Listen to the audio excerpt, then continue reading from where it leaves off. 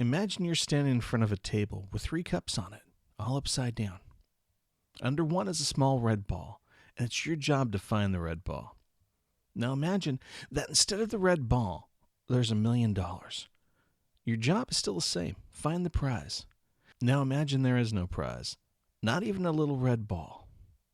Case number 28, Charles Ponzi, Conman, today at the Noir Factory.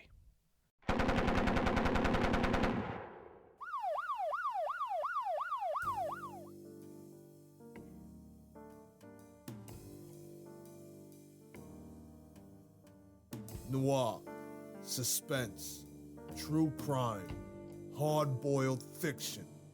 Explore the dark alleys and cheap gin joints of mob history, noir films, hard-boiled paperbacks, and two-fisted pulp fiction with mystery writer and make-believe detective Stephen Gomez. Grab your fedora, button your lip as you enter the office of the internet's finest fictional detective agency, the Noir Factory.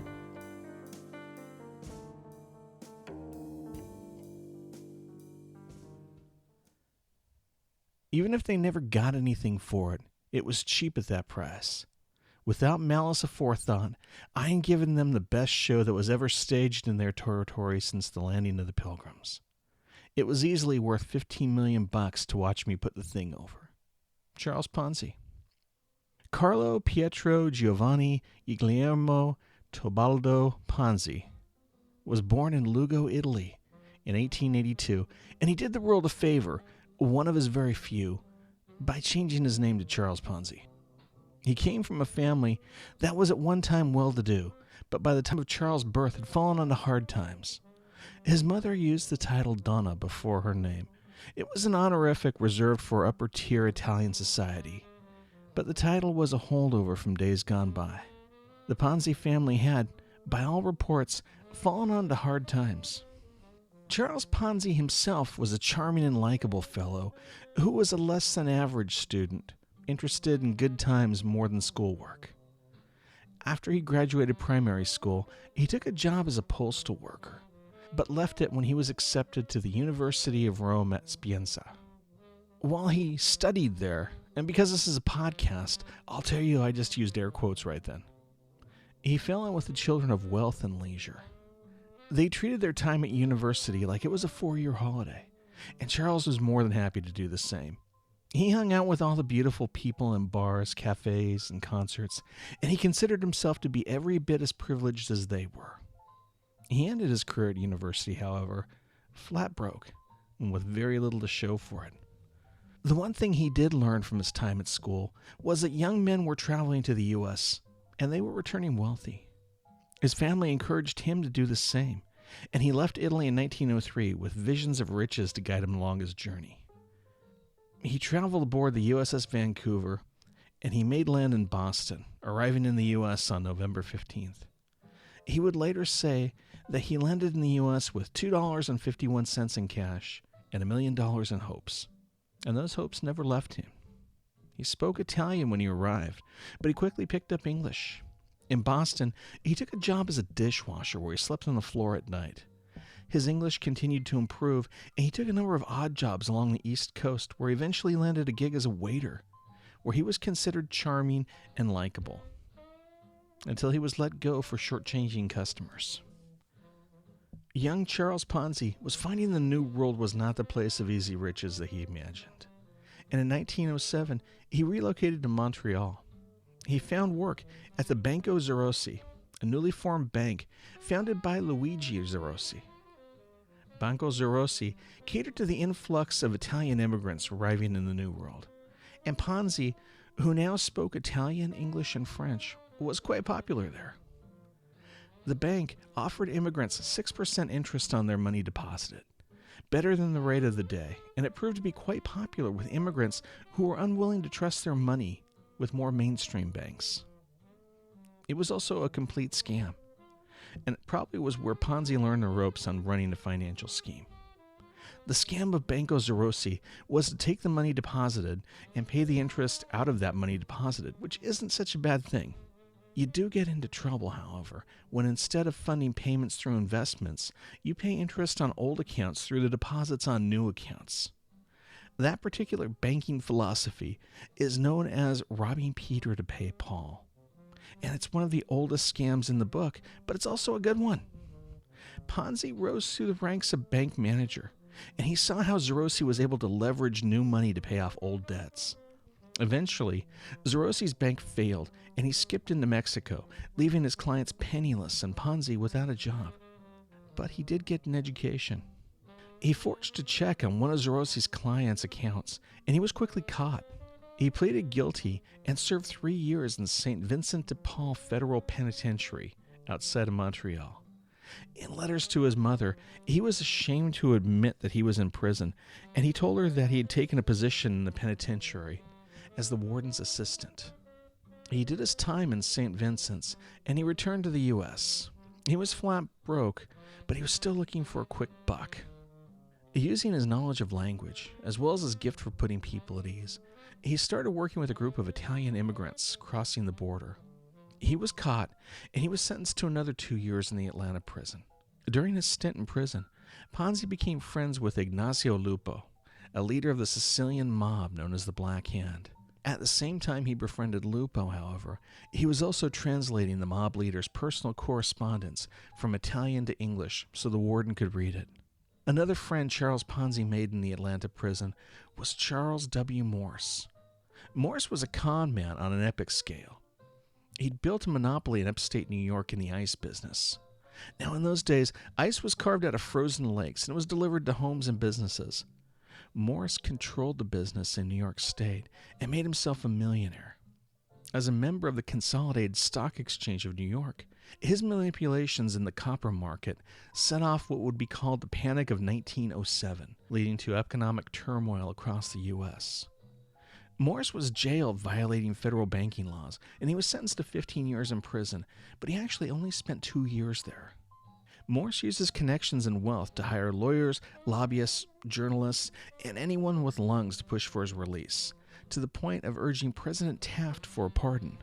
Taft refused until it was brought to his attention that Morse was now fatally ill, and he suffered from Bright's disease, as well as an array of other maladies. The president was told by experts that Morse would die if he was left in prison. So Taft granted Morse's request for a pardon for humane reasons, and Morse was released in 1912. And then Charles Morse made a miraculous recovery. It was later learned by President Taft through the Justice Department, Charles Morse had made himself ill by ingesting soap suds and cleaning chemicals. As soon as he was released, Morse's health returned. And that was Charles Ponzi's mentor. Mysterious ciphers, hidden clues, out-and-out bribes. Those are some of the things you're missing if you haven't signed up for the Noir Factory newsletter. You'll get access to articles like How to Drink Like a Seamus and What is Noir, where we ask a dozen of the biggest names in hard-boiled and noir fiction how they define the dark arts. You'll also get the heads up for a new podcast episode and link to the show notes so you can see how we break down our cases and where we get the evidence for each case. Finally, we're pretty liberal with the bribes. Last year, we gave away piles of hard-boiled books, bundles of Noir Factory stickers, and one full-size replica of the Maltese Falcon to a fortunate individual who may or may not wear a fedora and smoke Lucky Strikes. The point is, we can't grease your palms without your help. Head over to thenoirfactory.com and sign up for our newsletter.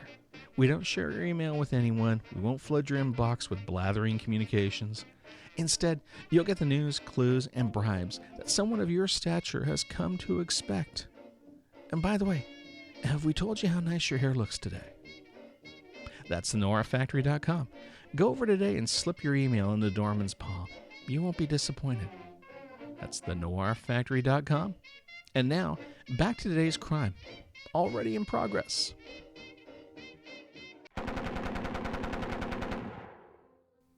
After his release from the Atlanta prison, Charles Ponzi bounced around, working odd jobs. He took a position in a miners' camp as a male nurse, but he left due to illness. He worked his way back to the Boston area, and he met a young woman, Rose Marie Necco, the daughter of an Italian immigrant who owned a small grocery.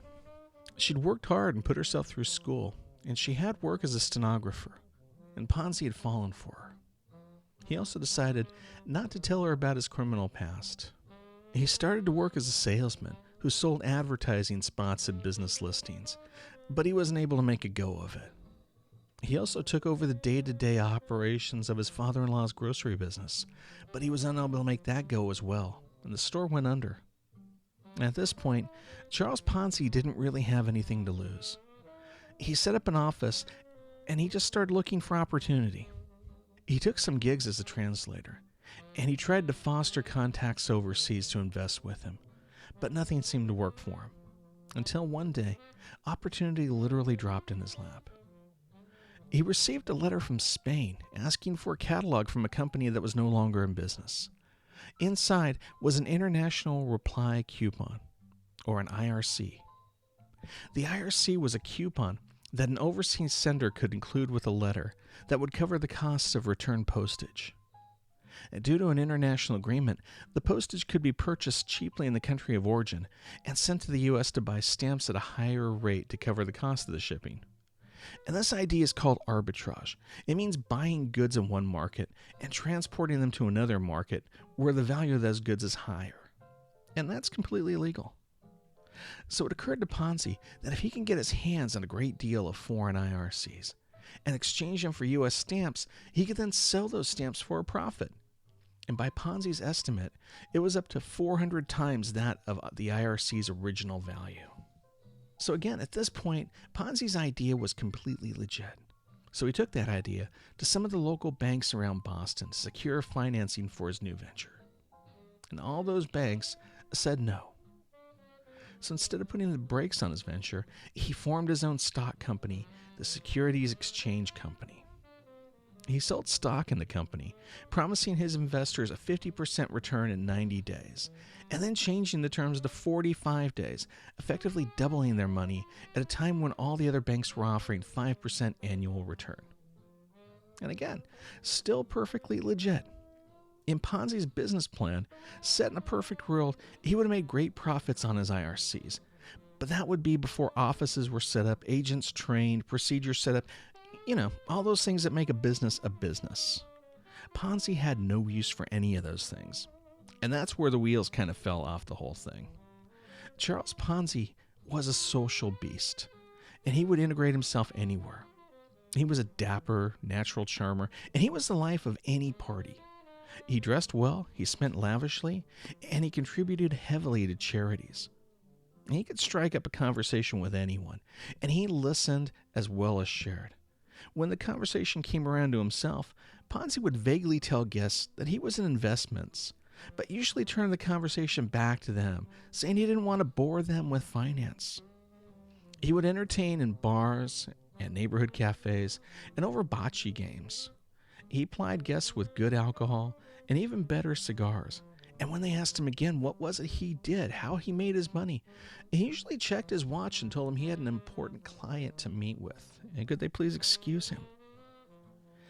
And they lined up to give him their money. He claimed he had a network of agents throughout Europe buying those IRCs in bulk on his behalf. He also claimed that he turned those IRCs into American dollars as Midas transformed the ordinary to gold. Now we're going to go all spoiler alert on you. When all was said and done, and the investigations closed on Charles Ponzi, a total of $60 worth of IRCs were turned up in his possession. And that appears to be the sole amount of what he actually purchased. Instead, he had a small network of sales agents who would pitch Ponzi's deal of 50% in 45 days. Ponzi's circle tripped over themselves to invest, and not only would they convince their friends to invest, but they would reinvest themselves with money at the end of that 45 days, saving Ponzi the trouble of having to pay them off. And that was the point where Ponzi's activities became way illegal. In this scam, one takes new investment money and pays off old investors. No real revenue is created. Instead, new investments are constantly cultivated. Now, the problem here is that eventually the cycle stops, and the newest investors are left penniless. It's completely illegal, and it's known as a pyramid scheme. At least it was, before it became known as the Ponzi scheme. As expected, Charles Ponzi made money hand over fist. He and his wife, Rose, moved upscale Lexington Avenue to a 12-room mansion. Servants catered to his every whim. He brought diamonds and furs for his wife, and finery and expensive cars for himself. He invested in legitimate commercial and rental properties all over Boston, and he spent money as though it would never run out. And it wouldn't. The more I bought, the more I wanted to buy, Charles later wrote. It was a mania. He eventually took control over Hanover Trust, a bank that had refused to give him a loan the previous year. Newspapers were beginning to take notice of him as well, and headlines ran in the Boston Post that Ponzi was a genius who could double your money in 3 months. At his downtown offices, as well as at Hanover Trust, there were scores of people who stood in line to give Charles Ponzi their hard-earned cash, and he had to hire more workers to take it. A week later, the U.S. Post Office announced that they would change the policy on international reply coupons. It was the first change in the coupons since before the war, and the Post Office insisted the changes had nothing to do with what Ponzi was reported to be doing with the coupons. There's no way anyone can do what Mr. Ponzi claims he's doing with the IRCs, said a Post Office representative.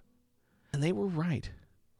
Things were starting to turn against Ponzi, and the U.S. District Attorney launched an investigation into him, causing his investors to become nervous. Ponzi, wanting to appear as he was helping out investigators, offered to open up his journals to the government. He would then tell the press, "It isn't my responsibility if the U.S. government can't figure the process out." There was a run on investors who clamored for their money back. With ice water in his veins, Ponzi showed up at his office and he addressed the crowds. He had heard that some of the women in the crowds were passing out in the summer's heat, so he directed them to the front of the line. He ordered sandwiches and coffee brought to the crowds as they waited. It was, as he told them, a lengthy process. Confused by his bravado, many in the crowd hailed him as a hero. Some even cheered him and changed their minds about turning in their vouchers, convinced that their investment was in good hands. One man in the crowd went so far as to call Charles Ponzi the greatest Italian of them all. Ponzi also hired men to circulate in the crowd to buy vouchers back at reduced rates if investors were still on the fence. And later still, he remarked that the vouchers he did have to honor, he honored them at face value, saving the expense of honoring the interest. Still, the government's investigation of Ponzi moved forward, and Ponzi's former publicity manager, William McMasters, wrote a first-person tell-all story for the Boston Post, saying that Ponzi was hopelessly insolvent. McMasters estimated that Ponzi was at least $4.5 million in the hole. Further investigation by the Boston Post financial journalist crew revealed that an estimated 160 million IRCs were needed to be in circulation for Ponzi's scheme to pay what it did.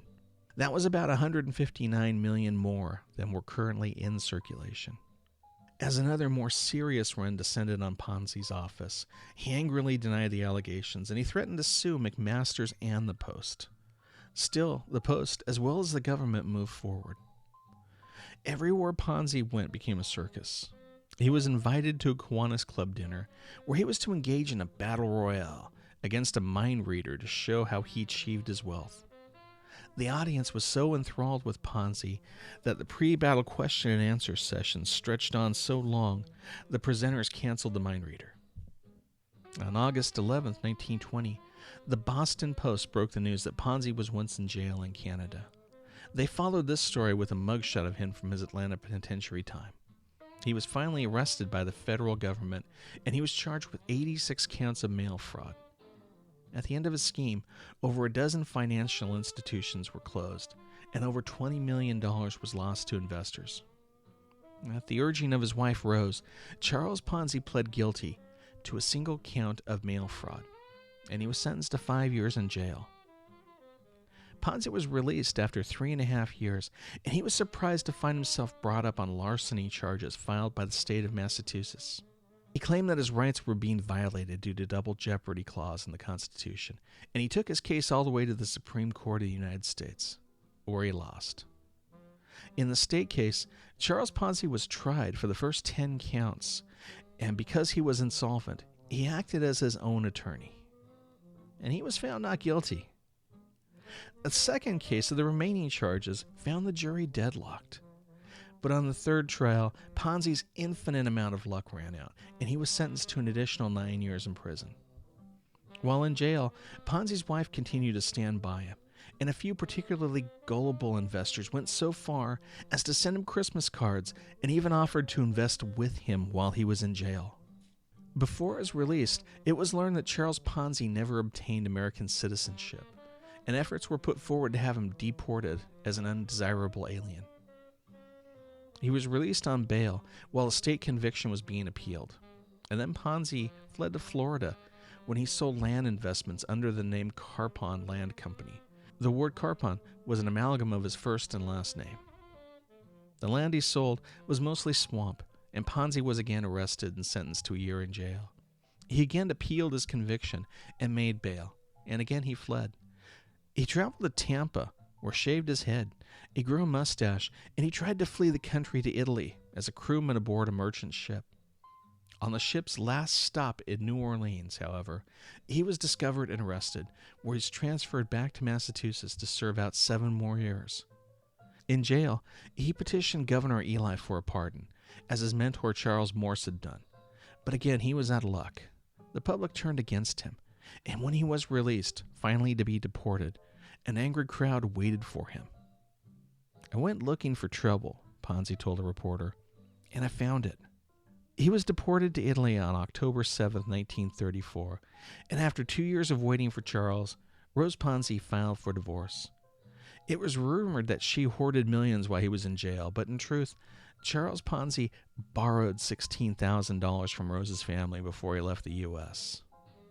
In Italy, Ponzi used his connections to find placement with an airline venture doing business between Brazil and Italy. He lived well in Mussolini's government for years, until the end of World War II, when he fled to South America. After the war, he scraped by teaching English and French, and later as an interpreter for an Italian importing company. In 1949, he suffered a stroke that left him partially paralyzed, and the next year he died in a charity hospital in Rio de Janeiro on January 18, 1949. He left behind a fortune of $75, which went to pay his burial. That closes the books on this case.